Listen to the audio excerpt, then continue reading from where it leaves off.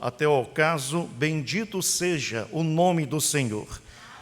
Uma alegria, um prazer imenso, uma satisfação estar com vocês aqui nessa noite tão especial. Trago um abraço da Igreja Presbiteriana Moriá, na cidade de Frei Paulo, e quero agradecer pelo convite, pelo honroso convite de pregar nessa noite para vocês, 9 anos de bênção na presença do Eterno. Vamos abrir a Santa Palavra na carta de Paulo aos Efésios. Carta de Paulo aos Efésios, no seu capítulo 1, do versículo 15 ao 23. Efésios 1, 15 a 23.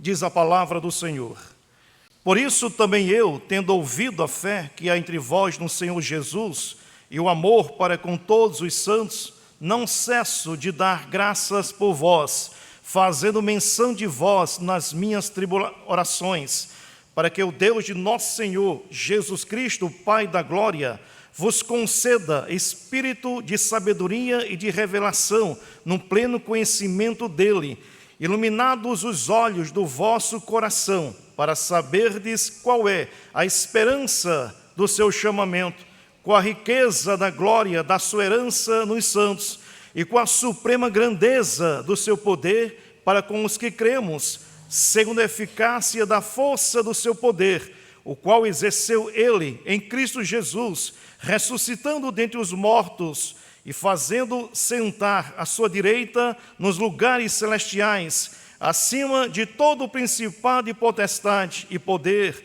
e domínio, e de todo nome que se possa referir, não só no presente século, mas também no vindouro.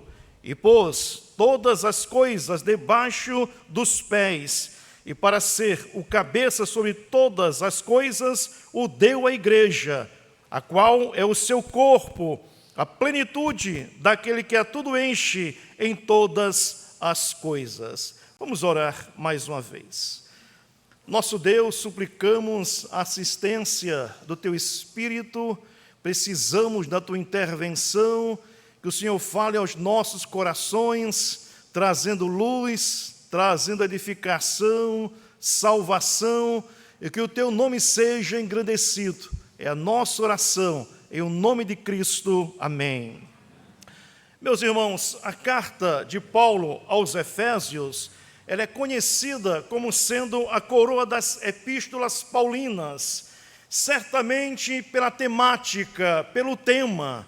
E o grande tema dessa carta é exatamente a igreja de Cristo, a sociedade de Deus. Esse é o tema máximo dessa carta. Provavelmente essa carta, escrita por Paulo em um período difícil, quando estava preso em uma cidade chamada Roma, Paulo escreve aos Efésios, mas na realidade era uma carta circular para a Ásia Menor. E nós sabemos, irmãos, que todas as cartas do apóstolo Paulo, elas têm duas grandes divisões. Primeiro, Paulo fala sobre doutrina, fala sobre teologia, fala sobre ensinamento. E na segunda parte, ele fala sobre vivência, coisas práticas. Ou seja, nós podemos resumir a carta do apóstolo Paulo em crer e observar, ouvir e obedecer. Esse é o propósito de Deus para a nossa vida, ouvir a sua voz, mas não apenas ouvir a sua voz, obedecer a Ele, crer e praticar. Não basta apenas ouvir, é necessário obedecer. Então o apóstolo Paulo, ele escreve essa carta. E notem que no capítulo 1 ao capítulo 3, nós temos a doutrina, o ensinamento, a teologia. E do capítulo 3 ao capítulo 6, questões práticas. Os puritanos chamavam de teologia experimental, do aqui e agora. Então nós temos a Bíblia para que possamos ouvir a voz de Deus e praticar na nossa vida. É muito interessante perceber que logo no início dessa carta, o apóstolo Paulo fala sobre a igreja. Esse é o tema. Paulo apresenta a origem da igreja e depois ele apresenta a relevância da igreja no lar e na sociedade, a importância e relevância da igreja nesse mundo. Então vejam, irmãos, que no capítulo 1, nós encontramos Paulo falando do versículo 3 ao versículo 14, exatamente da origem da igreja. A igreja nasceu no coração de Deus, a igreja nasceu no céu. A igreja é o projeto maravilhoso de Deus antes da fundação desse mundo. E esse projeto é tão magnífico e tão importante que nesse projeto o Pai se envolve, o Filho se envolve e o Espírito Santo. Nós encontramos Paulo dizendo no início que Deus escolheu pessoas. Deus, ele chamou pessoas. A Bíblia apresenta que Deus, ele é rei, e a prerrogativa de um rei é chamar pessoas para si. Na antiguidade, ninguém poderia comparecer na presença de um rei sem ser chamado. Se alguém ousasse chegar na presença de um rei, seria executado. Então, Deus é rei, e Deus chama o seu povo, os seus escolhidos, a sua igreja. E a Bíblia apresenta no início dos Efésios que Cristo morreu por esse povo, por essa gente, derramou a sua vida, se fez carne, habitou conosco e morreu na cruz do Calvário para salvar esse povo eleito por Deus. E nós encontramos ainda, irmãos, no início de Efésios, a ação do Espírito Santo. O Espírito Santo é aquele que sela o seu povo. Nós somos selados pelo Espírito Santo. Então notem, a igreja é o projeto de Deus, é a mercadoria do Senhor. Cristo morreu por esse projeto e o Espírito Santo selou cada pessoa para o céu. Então, de forma gloriosa, no início dessa carta, nós encontramos esse concerto eterno, essa reunião que se firmou lá na eternidade. Deus, o Pai, sabia exatamente que o homem iria cair em pecado, desobedecer a sua voz, entrar nas trevas. Então, lá na eternidade, já existe um projeto de redenção e salvação. Então é importante saber que a igreja não é um projeto desse mundo. A igreja é um projeto que nasceu no coração de Deus. A igreja não é fabulação do Estado, não é invenção da cultura. A igreja nasceu no coração de Deus. Então notem que a partir do versículo que nós acabamos de ler nessa noite, nós encontramos o apóstolo Paulo orando pela igreja. Do versículo de número 15 até o versículo de número 21, nós encontramos Paulo orando pela igreja. E Paulo revela o seu coração para nós nesse momento. Então notem que ele ora pela igreja. Versículo 15. Por isso também eu, tendo ouvido a fé que há entre vós no Senhor Jesus e o amor para com todos os santos, não cesso de dar graças por vós, fazendo menção de vós nas minhas orações. Então é interessante que Paulo descortina o seu coração. Ele começa a rogar, a interceder pela igreja. Mas é muito interessante, irmãos, que nós possamos entender o objeto da oração de Paulo. Paulo ora pela igreja. Isso é relevante. É importante que você entenda que a teologia apresenta dois aspectos da igreja: a igreja visível e a igreja invisível. O que é a igreja visível? A igreja visível é exatamente essa que nós conhecemos, que nós convivemos, que nós observamos, pessoas que estão com seus nomes no rol da membresia da igreja. Essa é a igreja visível, que nós enxergamos, que nós abraçamos. Mas existe a igreja invisível. A igreja invisível é aquela que somente Deus conhece. É o seu povo, os seus eleitos, aqueles que foram chamados por Deus, que foram comprados pelo sangue de Cristo e selados pelo Espírito Santo. Esses fazem parte da igreja invisível. Isso é muito importante. Nem todo aquele que está na igreja visível faz parte da igreja invisível. Existem pessoas que não se converteram ainda. A Bíblia diz, irmão, de forma muito clara, e Cristo enfatiza que em toda a igreja existe cota para o não crente, cota para o joio, para o ímpio, para aquele que não se converteu ainda, mas permanece na igreja. Talvez seja você.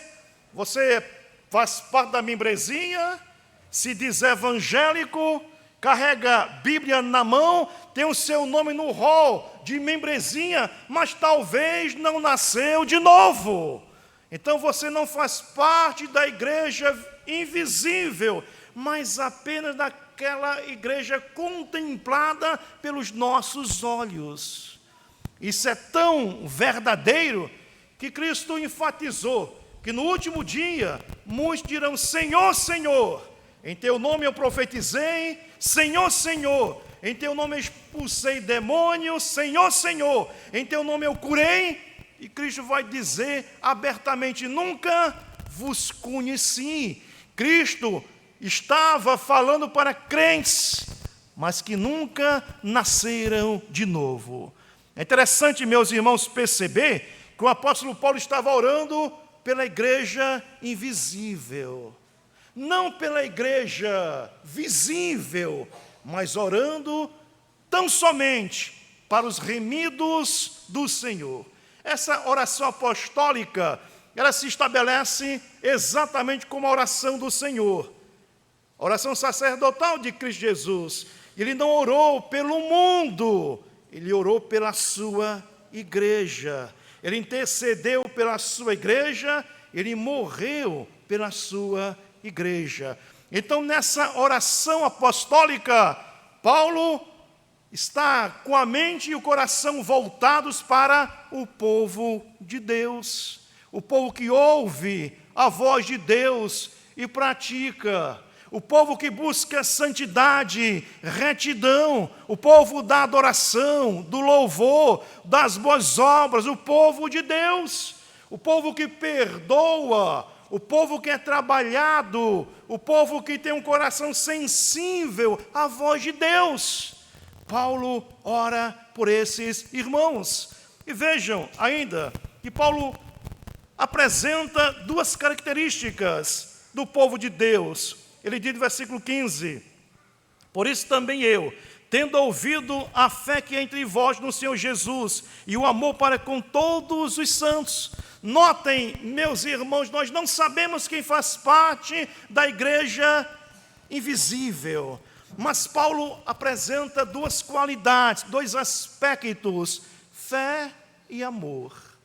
Então, todo eleito de Deus, salvo por Cristo e selado pelo Espírito, ele vai desenvolver fé e amor. Fé em Cristo e amor para com o próximo.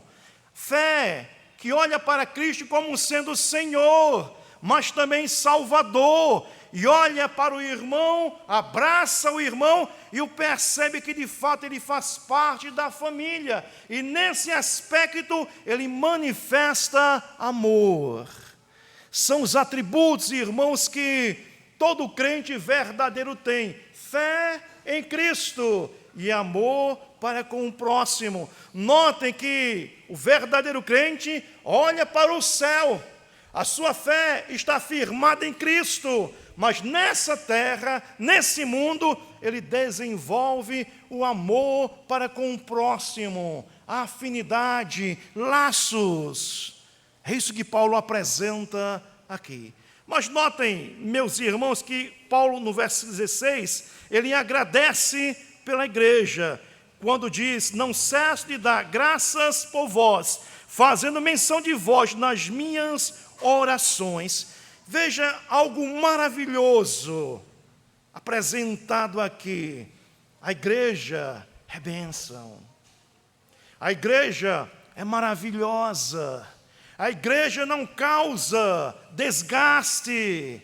A igreja é santa, é bela. E Paulo agradece a Deus pela igreja, pelos membros na cidade de Éfeso. O coração de Paulo está alegre, contente, grato a Deus. Isso é tão importante, irmãos, para nós que somos líderes, pastores e presbíteros. Quando eu era pastor, logo no início do meu ministério, eu ficava triste, aborrecido com muitos crentes que não buscavam santidade, que não trabalhavam, que não evangelizavam, que não eram ativos. Com o passar do tempo, eu fui compreender que somente os eleitos de Deus, salvos por Cristo e selados pelo Espírito, podem viver para promover a glória do Senhor. Então, eu não me entristeço mais com os crentes que estão na igreja, mas não pertencem a Deus. Eu me alegro por aqueles que pertencem ao Senhor e fazem parte da igreja invisível. Esse não dá trabalho a pastor, esse não dá trabalho ao presbítero. O seu coração é maleável, trabalhado por Deus. Tem um coração servil, manso, de ovelha. Não é perfeito, mas quando peca, pede perdão a Deus e ao próximo. E vive em harmonia com o que está ao seu lado pelos laços de amor. Então Paulo agradece a Deus pela igreja do Senhor Jesus. E certamente aqui nesse local há tanta gente maravilhosa, santa, eleita por Deus, e nós nos alegramos exatamente com esses irmãos e damos graças a Deus. Paulo faz isso. Mas notem, meus irmãos, que Paulo ele tem um alvo na sua oração. Notem que Paulo ele agradece a Deus pelos membros da igreja invisível, mas ele começa a apresentar para a própria igreja o teor, o conteúdo da sua oração a Deus. E ele ora para que a igreja conheça Deus. Veja o que ele diz no versículo 17. Para que o Deus de nosso Senhor Jesus Cristo, o Pai da glória, vos conceda espírito de sabedoria e de revelação no pleno conhecimento dele. Qual o alvo da oração apostólica? Qual o alvo do trabalho pastoral? Para que você cresça e amadureça. Fé e amor são aspectos importantes que marcam o crente, mas é necessário crescer, amadurecer, fortalecer a sua própria vida.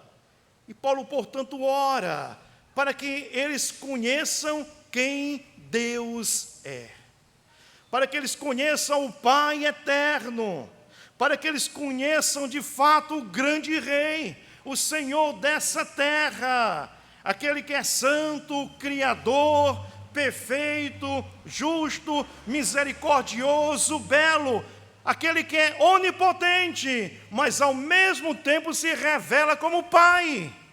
Então nós crescemos na nossa fé e no nosso amor quando conhecemos quem Deus é, Quanto mais nós conhecemos a respeito dele, mais nós podemos desenvolver a nossa fé e o nosso amor.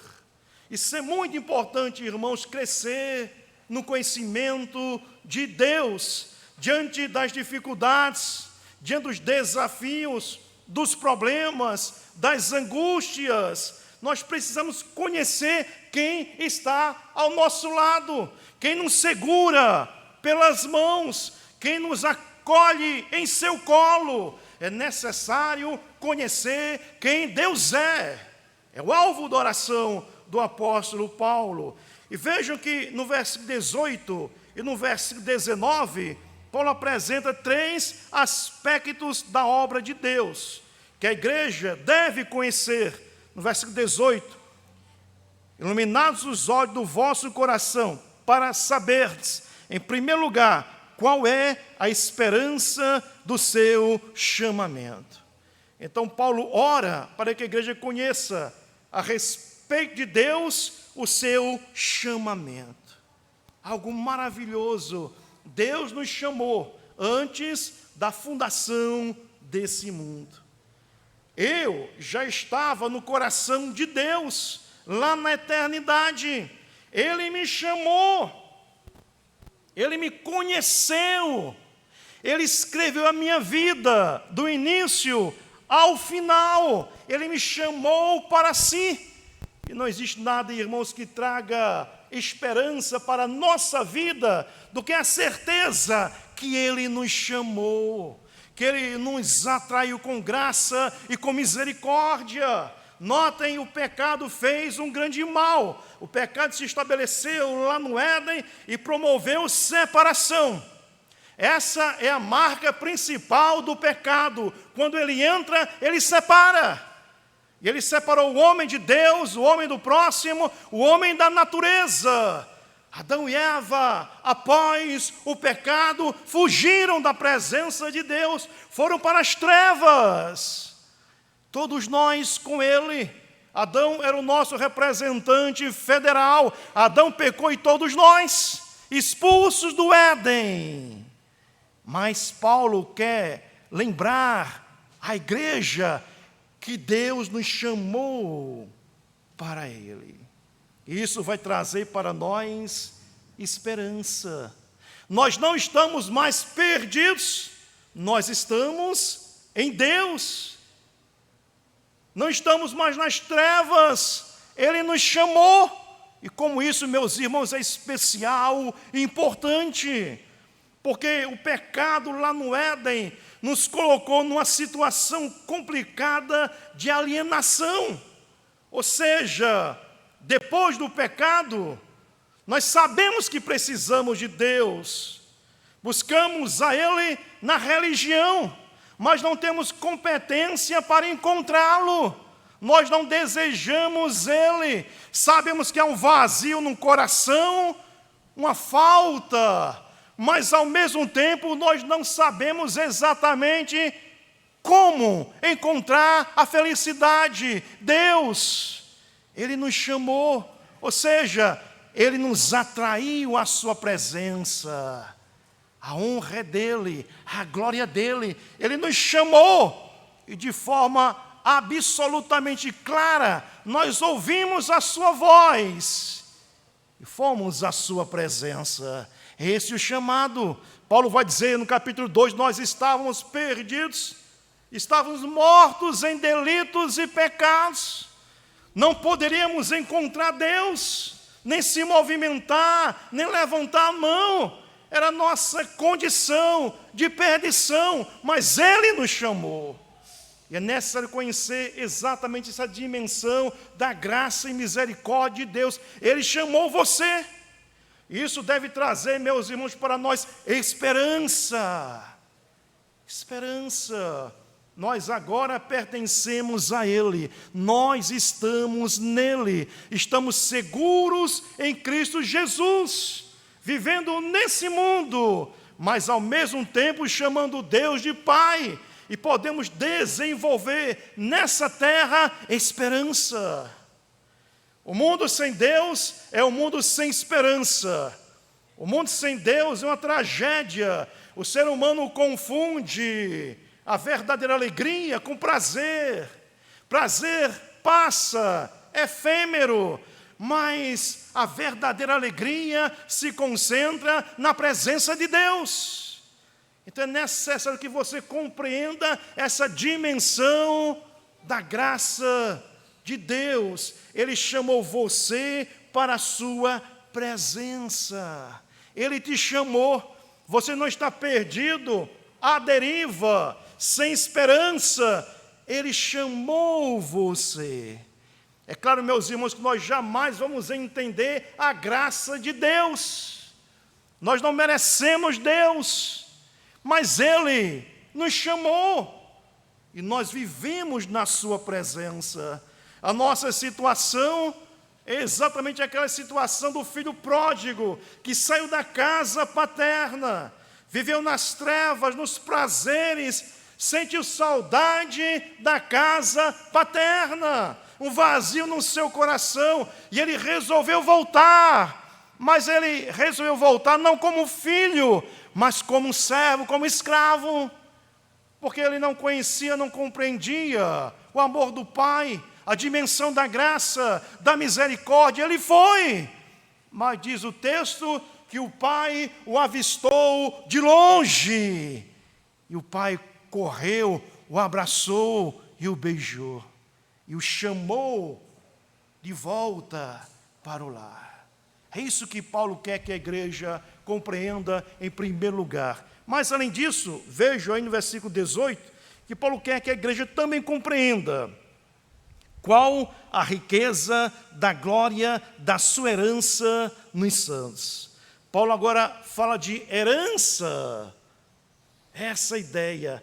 Nota que Paulo quer que você compreenda o seu passado, o seu chamado lá na eternidade, mas Paulo quer que a igreja compreenda também o seu futuro, e ele chama de herança nos santos. A ideia apresentada é que esse mundo não é o nosso lar, não é a nossa casa. Nós temos uma herança. Nós somos filhos de Deus e um dia viveremos com Ele, desfrutando completamente da sua herança, não nessa dimensão, mas na eternidade.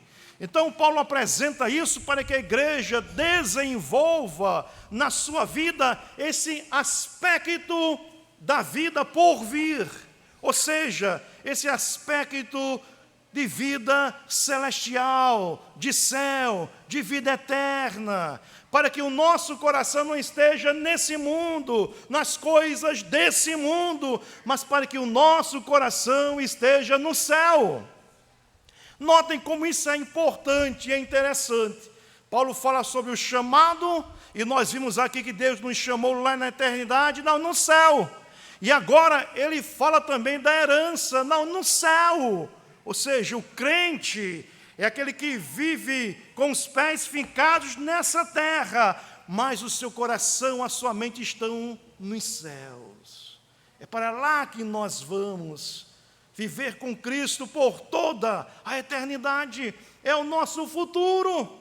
E Paulo apresenta aqui, meus irmãos, a certeza, não há dúvida, mas a certeza. Nós sabemos exatamente do nosso fim. Sabemos exatamente da história da nossa vida. Isso é maravilhoso. Somente o crente em Jesus, aquele que faz parte da igreja invisível, conhece essa dimensão de vida eterna, de céu, de chamado, de herança. Somente nós. Então perceba que Paulo ora para que a igreja entenda que, de fato, Deus é o nosso Pai e Ele está conosco em todos os momentos. O nosso coração não está firmado nesse mundo. Esse mundo não traz para nós alegria, não é o nosso lar, não é a nossa pátria. Nós caminhamos para o céu e no céu nós recebemos uma herança. É interessante que a teologia fala do já e o ainda não. Nós já somos filhos de Deus, mas Paulo diz que ainda não. Em que sentido? Já chamamos Deus de Pai, mas não vivemos ainda a nossa herança. Deus é o nosso Pai? É, mas temos problemas. Deus é o nosso Pai? É, mas temos aflições no nosso corpo. Deus é o nosso Pai? É, mas crente morre de câncer. Deus é o nosso Pai, mas crente passa momento de crise. Deus é o nosso Pai, mas crente passa momentos de angústia. Deus é o nosso Pai, mas crente passa depressão. Então notem, nós já somos filhos de Deus, mas ainda não. Há uma herança para todos nós. Nós não chegamos ainda no nosso porto. E é necessário que a igreja compreenda essa dimensão. Estamos nessa terra, mas não somos desse mundo. A nossa vida é transitória, mas não é o nosso lar definitivo. Mas Paulo ainda fala, irmão, de algo maravilhoso aqui, que é o terceiro aspecto em relação a Deus, que está no versículo 19. Vejam, e qual a suprema grandeza do seu poder para com os que cremos, segundo a eficácia da força do seu poder. Notem que Paulo, ele ora, em primeiro lugar, para que a igreja compreenda o seu chamado lá na eternidade. Paulo ora para que a igreja compreenda a sua herança lá no céu, mas entre o nosso chamado e a nossa herança, nós estamos protegidos pelo poder de Deus. Essa é a ideia, ou seja, Ele nunca vai nos desamparar. Desde o nosso chamado, antes da fundação desse mundo, até a nossa herança, o Pai está conosco. É a relevância do Salmo 23, o Supremo Pastor ao nosso lado, mesmo no vale da sombra da morte, Ele está conosco e nós usufruímos o seu poder. Deus é um Pai poderoso, presente, ativo, conosco. Então, cada filho descansa no poder de Deus. Ele é onipotente. E Paulo ora para que a igreja compreenda que Deus é Pai, mas Deus é um Pai poderoso, que pode fazer todas as coisas, que controla a nossa vida, que sabe a nossa história, que nunca é surpreendido. Pelo contrário, Ele é Deus. Então é necessário conhecer o poder de Deus. Deus é poderoso. E Paulo começa, irmãos, a falar mais sobre esse poder. E Paulo apresenta um exemplo desse poder. Versículo 20, onde ele diz: o qual exerceu ele, Deus em Cristo, ressuscitando dentre os mortos e fazendo sentar à sua direita nos lugares celestiais. Então vejam, o poder de Deus que está à nossa disposição, o Pai poderoso. Paulo apresenta, exemplifica o poder de Deus em dois fatos: ressuscitando Jesus e o assentando nos lugares celestiais. É o exemplo apontado por Paulo como sendo o poder máximo de Deus. O poder máximo de Deus não é a criação de todas as coisas. É claro, meus irmãos, que Deus criou todas as coisas pelo poder da sua palavra. Nada existia e tudo se fez. Haja luz e houve luz. Só havia o Pai, o Filho e o Espírito Santo. E Deus criou todas as coisas. Mas o poder máximo de Deus não está na obra da criação. O poder máximo de Deus está na ressurreição do seu Filho e na sua elevação.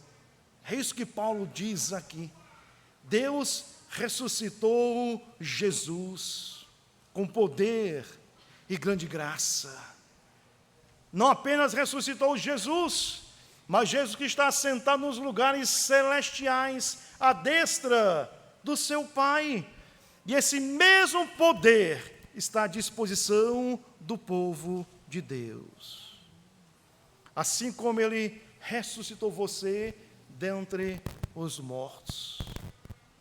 Talvez você possa se lembrar da sua vida antes da conversão, nas trevas, sem sentido, sem sabor, sem graça, sem esperança, sem Deus no mundo, vivendo talvez na idolatria, na religião falsa, no orgulho, na vaidade, na presunção. E de repente Deus te encontrou. E no momento histórico você recebeu o chamado e você saiu das trevas para a luz. Deus ressuscitou você. E esse mesmo poder que fez com que você saísse das trevas, estivesse nesse lugar, é o mesmo poder que Deus usou para ressuscitar Jesus e o elevá-lo. É o poder de Deus à disposição da igreja. Então notem, meus irmãos, que é importante a compreensão do poder de Deus, porque o apóstolo Paulo está preparando a igreja para apresentar a relevância da igreja. Conforme eu disse, essa carta ela tem dois objetivos: apresentar a origem da igreja e a relevância da igreja. Você tem um Pai celestial que te chamou para Ele mesmo.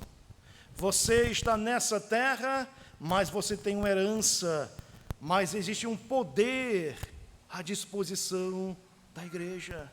O mesmo poder que ressuscitou você e que tirou você das trevas, do pecado, é o mesmo poder que a igreja tem para chamar pecadores à presença do Rei. Isso é maravilhoso quando Paulo apresenta isso na aplicação que ele mesmo dá. No versículo 21, 22 e 23, Paulo diz: o qual exerceu ele em Cristo, ressuscitando dentre os mortos, o 20, e fazendo sentar à sua direita nos lugares celestiais, ouçam, acima de todo o principado, e potestade, e poder, e domínio, e de todo nome que se possa referir, não só no presente século, mas também no vindouro. O nome de Deus está acima de todas as coisas. Nada pode ser comparado ao Senhor Jesus. Ele está sentado nos lugares celestiais, e Ele galgou esse posto por competência. Não foi por afinidade ao Pai, não foi porque Ele é filho de Deus, e de repente, por causa da filiação, Deus o exaltou. Não é assim. Talvez um grande empresário, muito rico, talvez um grande empreendedor, apresente para o seu filho toda a sua herança, os seus bens, as suas empresas. E às vezes o filho não merece, não fez por onde, mas recebe tão somente porque é filho do empresário. Isso não aconteceu com o Senhor Jesus. Para Ele conquistar esse cargo e ter um nome acima de todo nome, Ele, Jesus, deliberadamente veio para essa terra. E conseguiu isso por competência moral e espiritual. Ele conseguiu obedecendo à lei. O que Adão não conseguiu, o que Israel não conseguiu, o que nós não conseguimos, Jesus Cristo conseguiu. Ele obedeceu perfeitamente à lei de Deus. Não pecou, nem por palavras, nem por pensamento, nem por ação, nem por omissão. Ele foi fiel até a morte, morte de cruz. Sofreu nessa terra, do início ao fim da sua vida. Mas ele conquistou esse cargo. Ele está à destra do seu Pai, por competência dele mesmo, pela sua obra nessa terra. Aí algo maravilhoso, irmãos, acontece no versículo 22, na aplicação paulina, quando ele diz: e pôs todas as coisas debaixo dos pés, e para ser o cabeça sobre todas as coisas, o deu à igreja. Algo maravilhoso aqui se apresenta nesse versículo 22. Cristo conquistou esse mundo para a glória do seu Pai. Lá na cruz do Calvário, quando ele disse está consumado, ele decretou o fim de todas as coisas. E ele trouxe vida para a igreja, para os eleitos, para os selados pelo Espírito Santo. Na cruz do Calvário, ele esmagou a cabeça da serpente, mas ele trouxe salvação nessa terra. E essa graça, esse poder, Paulo diz que Cristo deu à igreja. Ou seja, aqui nós temos, irmãos, o privilégio de ser igreja. Estão lembrados, no início desse sermão, nós falamos que lá na eternidade nada havia, apenas o Pai, o Filho e o Espírito Santo. E Deus projetou, elaborou algo, a redenção, era o projeto, a salvação. Depois da cruz, a igreja começa a participar desse projeto de redenção, de salvação nesse mundo. Ou seja, a igreja agora é chamada para viver nos céus, mas o poder é executado nessa terra. O poder para evangelizar, para proclamar, e pessoas cativas e oprimidas pelo pecado têm a certeza da ressurreição e da vida, têm a certeza da mudança radical de coração.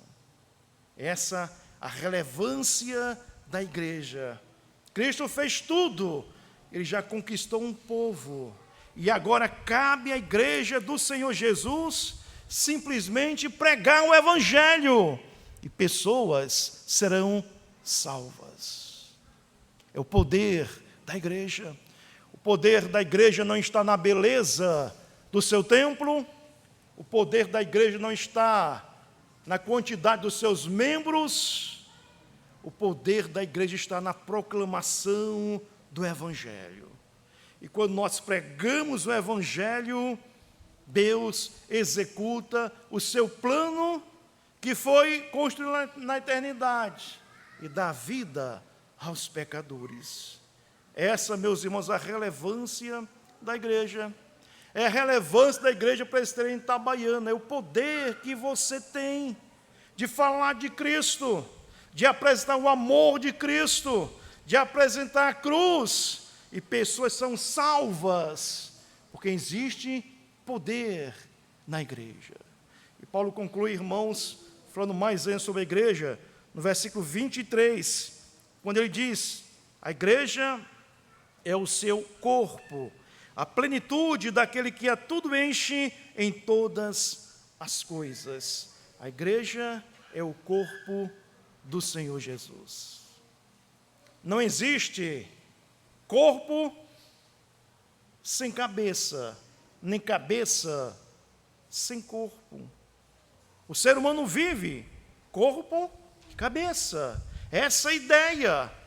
Então, nós pertencemos a Deus, pertencemos a Cristo, mas Cristo também se estabelece com o seu povo. Não existe mais separação entre Cristo e a sua igreja, entre Cristo e a sua noiva, de tal maneira que Cristo se fez homem, para que possa comungar conosco, para que possa ter comunhão com a sua igreja. E nós temos, irmãos, uma verdade teológica profunda e maravilhosa.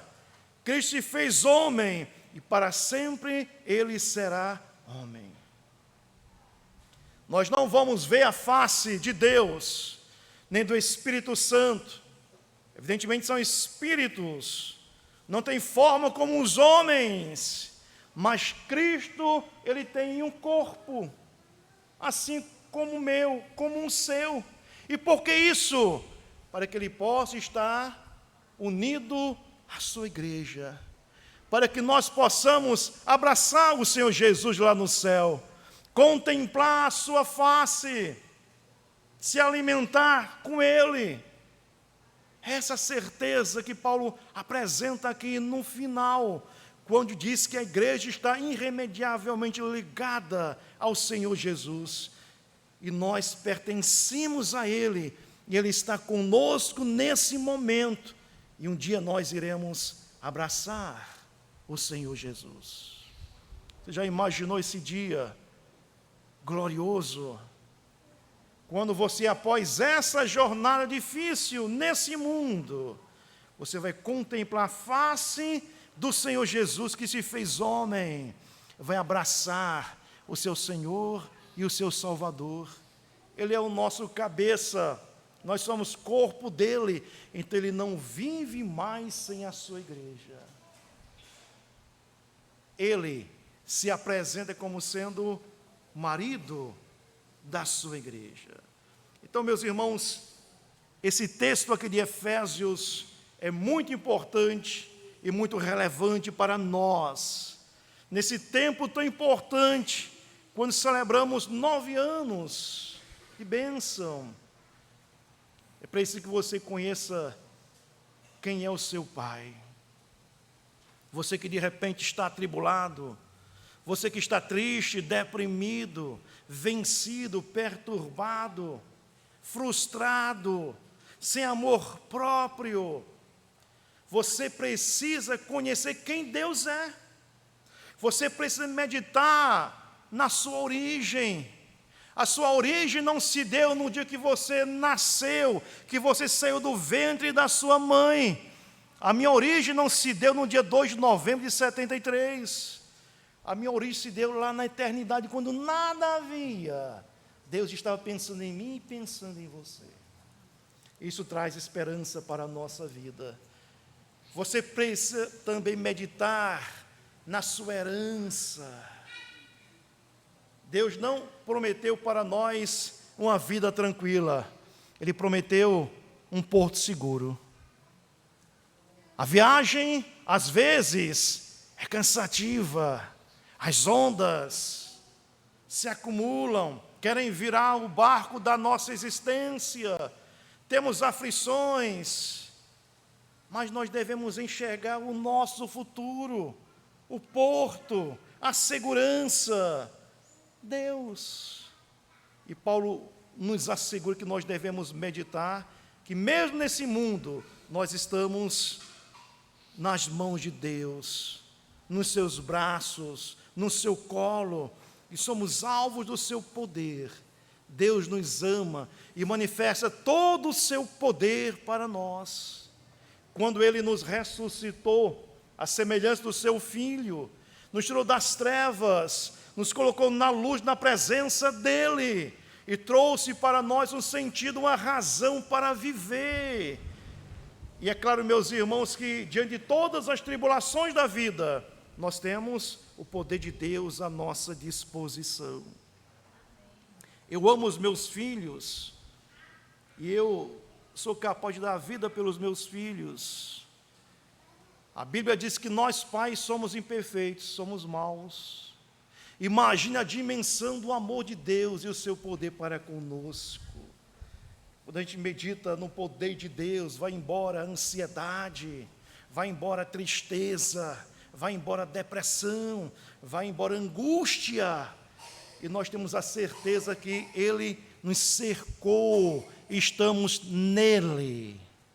E Cristo fala como uma galinha que aninha os seus pintainhos sobre si e protege. Só que Deus é um ser superior, é um Deus grandioso. E você precisa entender, meus irmãos, diante de tudo isso, que a sua vida é relevante, que essa igreja é relevante. E nós podemos então apresentar o poder de Deus para o mundo perdido no qual nós estamos inseridos. Importante que você perceba que a sua vida é plausível, a sua vida tem sentido, Essa igreja tem sentido. O que seria de Itabaiana sem a igreja? Sem os filhos de Deus, sem a igreja invisível, não haveria esperança. Mas a igreja aqui nesse lugar, ela traz salvação, vida eterna e esperança. Então que você compreenda a sua origem, que você compreenda a grandeza de Deus e encontre relevância na sua vida, nesse mundo, e que você possa viver de cabeça erguida. Ele já venceu, Ele ressuscitou, Ele triunfou, e nós ressuscitamos e seremos exaltados um dia com Ele. Ele é o nosso irmão mais velho, Cristo, já está sentado nos lugares celestiais, e um dia todos nós estaremos lá no céu. Lá no céu nós não vamos contar tempo de igreja, 9 anos, 10 anos, 15 anos, 20 anos. Lá no céu vai ser a eternidade, para desfrutar na presença daquele que é o nosso Pai. Vamos orar. Nosso Deus, Pai bendito, nós louvamos o Teu nome nessa noite. Também nós oramos para que possamos Te conhecer em meio às dificuldades, às trevas, que possamos conhecer quem Tu és. Às vezes, ó Pai, somos tão tímidos, às vezes ficamos tristes, aflitos, angustiados, ansiosos, e precisamos conhecer que Tu és um Pai poderoso, que nos chamou, que prometeu para nós uma herança, e até lá estamos sustentados pelo Teu poder. Abençoa, Senhor, os eleitos que aqui estão, aqueles que foram chamados pelo Senhor, aqueles que foram comprados por Cristo e selados pelo Espírito Santo, os Teus filhos que se reúnem nessa noite. Visita de forma poderosa cada família. Talvez alguém aqui ainda não teve essa dimensão da grandeza do Evangelho, ainda não se converteu, faz parte apenas da igreja visível, mas ainda não teve encontro pessoal com o Senhor. Que haja salvação nesse lugar, que haja encontro, que a cruz possa encontrá-los e que eles estejam também inseridos nesse plano de redenção. Abençoa, Senhor, cada vez mais os líderes, o pastor, o conselho, os diáconos, que o Senhor nos dê graça para que o Teu reino seja implantado aqui no Agreste, para que possamos crescer. Estamos em meio a tanta idolatria, religiosidade falsa, vazia, sem sentido, mas que a luz e o Teu conhecimento prevaleçam nesse lugar, nessa região. É o que pedimos ao Senhor, em o nome de Jesus. Amém. Deus nos abençoe.